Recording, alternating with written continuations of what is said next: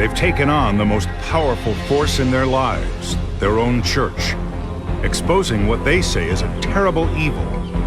I didn't know any better. I just remember the hurt. Child molestation. As the Catholic Church struggles with the pedophile priest scandal, another church faces its own ugly allegations. He's a sexual predator. When he goes door to door, he has a craving for young juvenile girls. And how is this church responding? We certainly never tell them not to report a case of child molestation. But some victims who do go to the police tell John Larson they are shunned, even threatened with expulsion. He raped me, and he's being loved. They were robbed of their childhoods. Now they want justice. Will they find it? Good evening. At some point, it may stop being news each time another person comes forward to say they were sexually abused as a child by a trusted religious figure. But not yet. Though tonight, it's not priests under fire. In fact, our story began long before the Catholic Church scandal broke last January. The scenario of alleged abuse is much the same, but the consequences of coming forward for people whose faith was the center of their lives would be harsh and profound. Here's John Larson.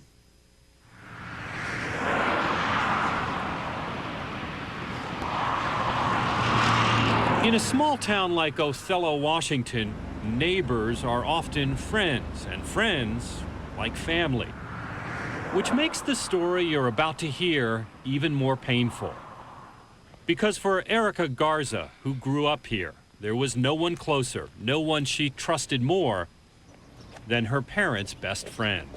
You would have never known by looking at him or by the way he acted what he was doing on the side.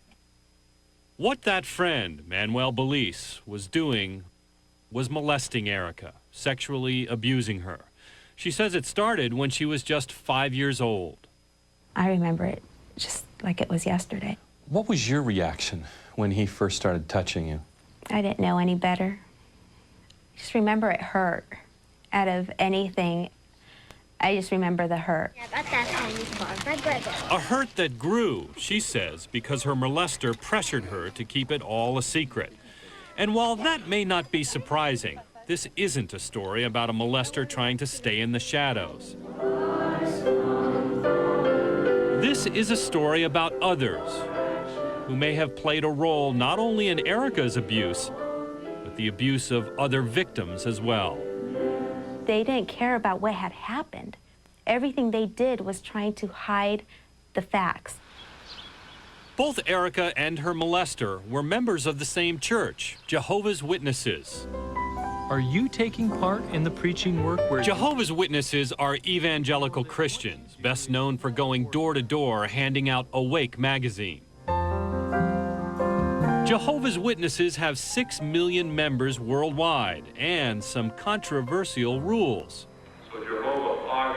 No birthdays or Christmas, no blood transfusions, no military service, no saluting the flag,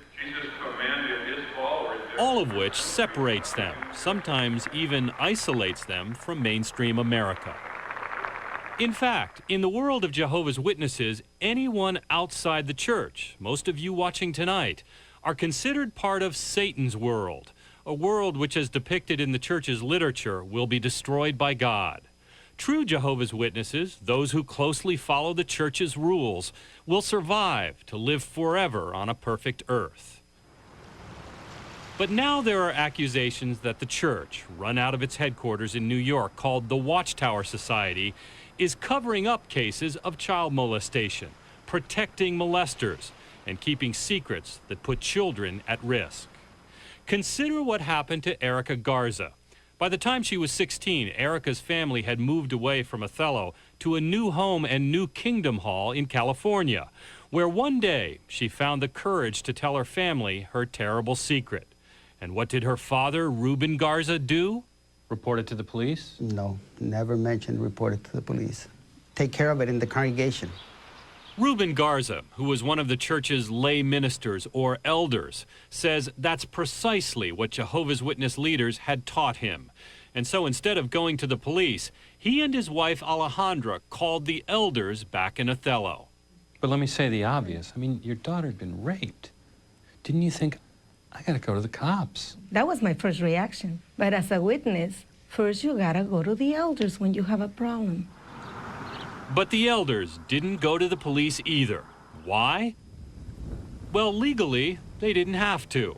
Only 16 states require clergy members to report any and all suspected child abuse, and Washington State is not one of them.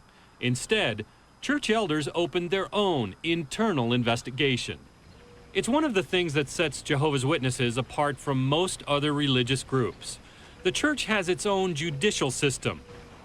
Whenever a church member is accused of doing something wrong, whether it's breaking a church rule like smoking, committing a sin like adultery, or even committing a crime like rape, the local church appoints a special committee of elders to investigate the charge.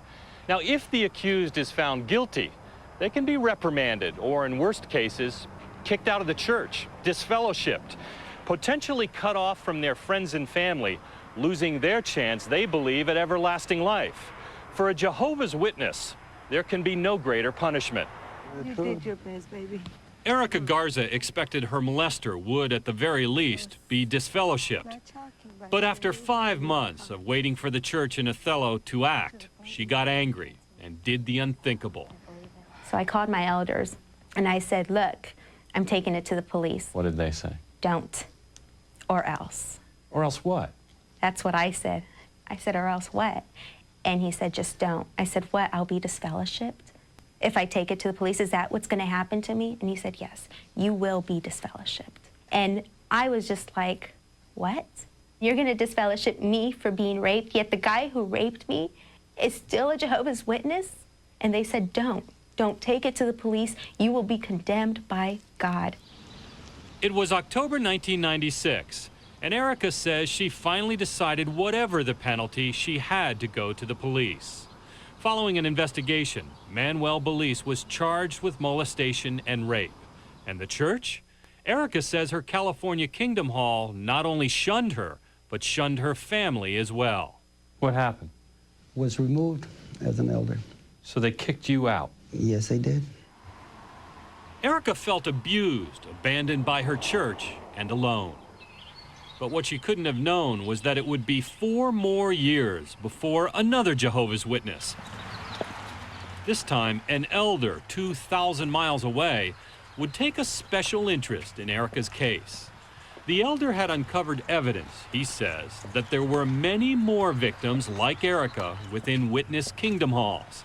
And now he, too, was about to break with the church and go outside into what witnesses believe is the realm of Satan, the outside world, to expose the church's secrets. You talking to me right now, it's like you're talking to Satan.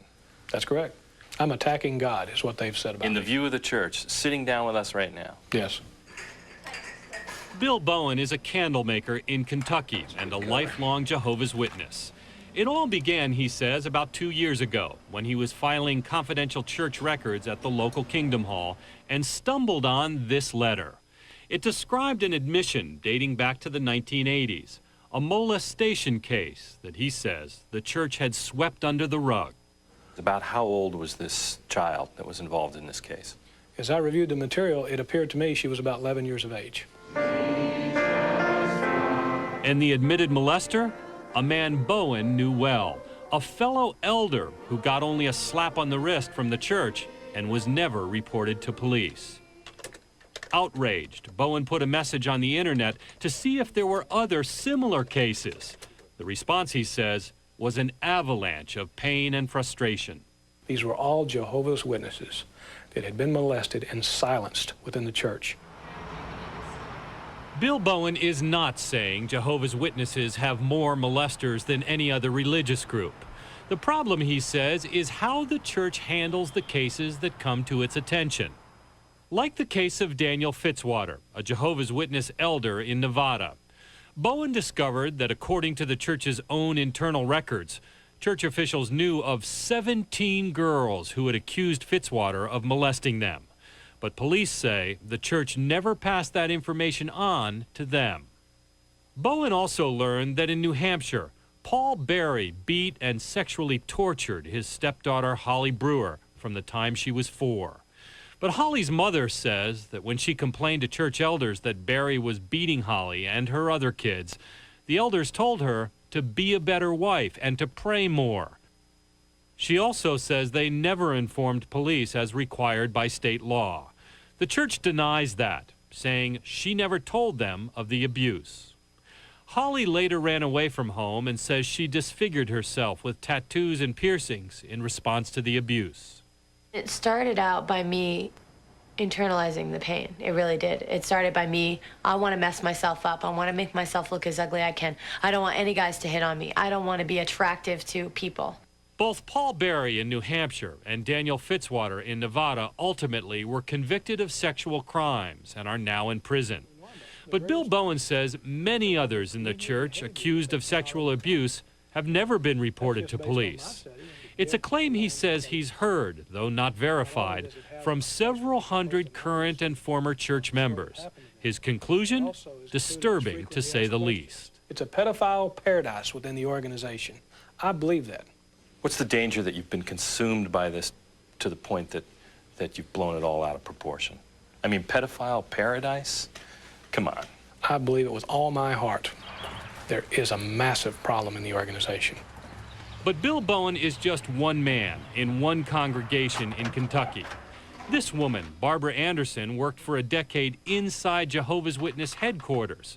When Anderson saw Bowen's messages on the internet, she says she realized she had to tell him there was much more to the story, involving children in many of the 11,000 congregations across the country. I don't believe that they're safe within their church. Anderson was a researcher at the Watchtower Society in the early 1990s, when a senior official there asked her to look into the church's handling of sexual abuse cases. What she found, she says, sickened her. Hundreds of molestation cases on record, all kept secret in church files. Secret not only from the outside world, but from the members themselves, the families, the mothers, fathers, and children who trust the church is looking out for them. I believe that if they ask to see the congregation records, they will find that there are many envelopes with letters that discuss men or women in the congregation that were accused of molesting a child. In fact, Anderson gave Dateline a copy of this letter, written in 1992 by a psychotherapist, a Jehovah's Witness himself, who said he'd treated many witnesses who told him they'd been molested. And he had personally dealt with a number of elders who were more interested in suppressing a matter of abuse. Did the research that you did, talking to these therapists, these psychiatrists, and the victims themselves, did it change the way you thought about the church and what was going on behind closed doors? Yes, because the Watchtower Society didn't want to acknowledge that these girls were telling the truth because they were accusing elders of molesting them. Why would the church want to keep these cases secret and in-house? Anderson agrees that part of the problem is the church's distrust of the outside world, but she says it's not that simple. Anderson says when church elders investigate crimes like child molestation, they follow instructions that may prevent them from taking action. Ancient instructions taken from the Bible itself. They basically use a scripture in 1 Timothy 5:19 that states you're not to make an accusation against an older man unless there are 2 or 3 witnesses. What are the odds that there are going to be 2 or 3 witnesses to an older man molesting an 8-year-old girl? No molester is going to have any witnesses, that's for sure. The sum in total of their investigation would be going to a pedophile and say, did you do it? Nope. Well, okay, guess we better go on then. Sorry we bothered you. Did he ask any questions? Bill Bowen says if you want to get an idea of how the church sweeps cases under the rug, Good afternoon, Watchtower. just listen to part of a conversation Bowen recorded a little over a year ago with an official in the Jehovah's Witness legal department. Good afternoon, legal department. Bowen calls seeking advice on how to handle a suspected molestation case involving a young girl and her father. Instead of being told to report it to the police, Bowen is told to confront the suspected abuser. You just ask him again, now, is there anything to this? If he says no, then I would walk away from it. Yeah. Leave it for Jehovah. He'll bring it out. Yeah. But don't get yourself in a jam. Again, there was no insistence that this matter be brought to the authorities in the outside world. Bowen says he was so upset by the whole case, he resigned as a church elder and vowed to help abuse victims. He didn't know that halfway across the country, Erica Garza was feeling the same frustration as she prepared to face her molester in court. Did any of those elders, any of the people in the church, stand up and speak on your behalf? No. Oh, you're welcome. But Erica Garza was about to find out that she wasn't really all alone. She was just 5 years old when she says she was first molested by a respected member of her Jehovah's Witnesses congregation. Now a young woman, Erica Garza, wants justice. She says church leaders threatened to expel her if she went to the police, but she went anyway. And now her alleged attacker is on trial for molestation and rape. Here with the conclusion to our story, John Larson. Erica Garza's accused molester, Manuel Belize, showed up in court with plenty of support. His side was full of Jehovah's Witnesses. People I thought were my friends, but they were there to support him. And on my side was my family. Even though Belize had apparently confessed his crimes to church elders, it appeared to make little difference. He was expelled from the church, but only temporarily. Elders allowed him to rejoin the church before the trial. John White, the congregation's top elder, explained at a court hearing. We're satisfied that he was repentant and could be admitted to the congregation again. To us, we don't see a problem. White also told the court that when a church member is called before the elders and admits to a crime, they consider it a religious confession, and that just like a priest or rabbi, he and other elders have good reason not to testify about it in court. Jehovah's Witnesses do not want to harbor criminals or dangerous people, but we want the confidentiality, because if that's taken away from us, why should a person ever confess anything? Did anybody say, we understand the pain that this girl has gone through? They said they feel sorry for me. Even without the church's help or the testimony of elders who Erica says knew what had happened, in August of 1998, Manuel Belize was convicted, guilty on 2 counts of rape and 2 counts of child molestation. He was sentenced to 11.5 years in prison. But 2 years into his term, his conviction was overturned on a technicality over how the jury had been selected. Erica had stood up, faced her abuser, even challenged her church. But now, he was being let out of prison. I was so disappointed. I was sad. I was heartbroken, and I didn't know what to do. Manuel Belize was released from prison to await a new trial. Last summer, Dateline found him back at the Kingdom Hall, about to join others going door to door, evangelizing for the church. It just makes me so sad, because I was raped, and I'm being shunned, and he raped me, and he's being loved. It gives me chills up my spine just to think about it. How do Jehovah's Witness leaders respond to complaints that they're trying to bury cases like Erica's? They declined our request for an on-camera interview, but spoke to us off-camera and provided us with a videotaped policy statement by spokesman J.R. Brown. Jehovah's Witnesses feel child abuse is an evil. It's an evil of our time. It's an evil in our society. And so we abhor it. Church officials say they publish articles like this, educating members and training elders how to help abuse victims. The church also says elders are required to investigate any allegations of abuse, and steps are taken to protect alleged victims from further abuse. And while officials acknowledge that molesters who repent are readmitted to the church, they say known molesters are not allowed to hold a position of responsibility within the church. They also insist that the church complies with all laws on reporting abuse in those states where it's required, even when there's only one witness to the crimes. But in states where churches are not required to report, They say they do not discourage victims from reporting abuse to authorities. When it comes to the matter of reporting, then that's something the parents can decide. We certainly never tell them not to report a case of child molestation. In a letter to Dateline, the church's general counsel adds that it is possible that a few of the 77,799 elders of Jehovah's Witnesses have not followed the direction that they have been given regarding investigating and reporting child abuse. What remains unanswered, though, is why the church gets involved at all with investigating what are criminal matters.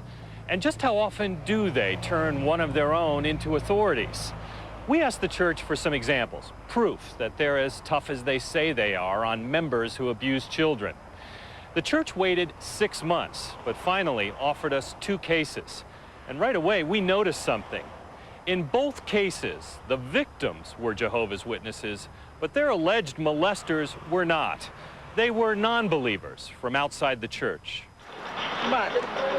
In fact, we could only find 2 cases where the church took an active role in turning in one of its own, including the case of this man, Clement Pandello. Mr. Pandello Sr. Pandello, seen here in family videos, confessed to church elders he'd molested his own granddaughter. How did the church handle it? The parents of the young victim, Pandello's own son and daughter-in-law, also Jehovah's Witnesses, told Dateline the church pressured them to agree to a deal in which Pandello pled guilty to criminal sexual contact and endangering the welfare of a child. He was given only probation, no jail time. And what did the church elders tell Barbara and Carl Pandello? We should just let it go, that it's not Jehovah's time to deal with it. The church says that's not true. And the church apparently did disfellowship Clement Pandello 2 separate times. But each time, they welcomed him back. So where is this convicted child molester today? A man who, according to court records, has admitted molesting girls all his life. Dateline found him going door to door, a Jehovah's Witness in good standing, evangelizing to people who know nothing about his record. His own son, Carl, says the church should know better. He's a sexual predator. When he goes door to door, he has a craving for young juvenile girls, as he puts it. He's looking at that child, having those immoral thoughts in his mind while he's there. You know, the church now says they don't have a special problem. It's a societal problem, and they do everything they can to stop pedophiles from hurting children within the Jehovah's Witness Church. What do you say to them? Liars. Even though her accused rapist had been freed on a technicality, Erica Garza was not about to let him off the hook. Last summer, nearly 5 years after she first came forward, Erica headed back to court. Once again, not one Jehovah's Witness from her former church came to support her. But this time, she wasn't alone. There's comments we've made from all over the country. That outspoken elder from Kentucky, Bill Bowen, was there. Various notes to you and things. And Bowen had set up a new support group for sexually abused Jehovah's Witnesses. And more than 20 people who had heard about the case through his website were there to support Erica. Thank you, everybody, for being here. These are people who don't know me, I'm dead. who flew from all over the place for me, to be there for me, because they realize, hey, you didn't do anything wrong. And it was so encouraging to see people there for me, as opposed for him.